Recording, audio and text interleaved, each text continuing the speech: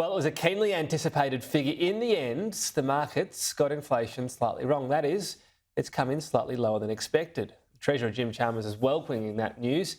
There's 6% annually in the year to June. Crucially, though, the quarterly figure was 0.8%. Jim Chalmers says taming the inflation dragon remains his biggest economic focus. Political reporter Olivia Casely filed this story.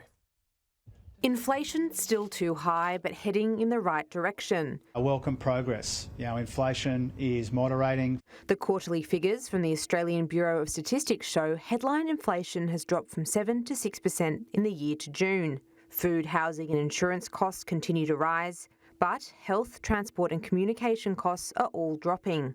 As the government expects to bank a $20 billion surplus this year, Treasurer Jim Chalmers says he's alive to cost of living pressures and fighting inflation is his main game. We found a way to get the budget in much better nick at the same time as we're rolling out this assistance. But the government warns the inflation dragon hasn't been tamed just yet. That is a good thing, but it doesn't mean that all of these inflationary pressures have all of a sudden disappeared. Inflation is still the biggest challenge in our economy, and so it's still the primary focus. The coalition, though, doesn't think Labor is focused enough on cost of living pressures. We've got a Treasurer who is putting out reviews that are out of date and out of touch, a Prime Minister who wants to talk about everything except for fighting inflation. There are many levers at the government's disposal. This is not a job to be left to the Reserve Bank. The government can deal with the source of inflation that is coming from Canberra, not from anywhere else.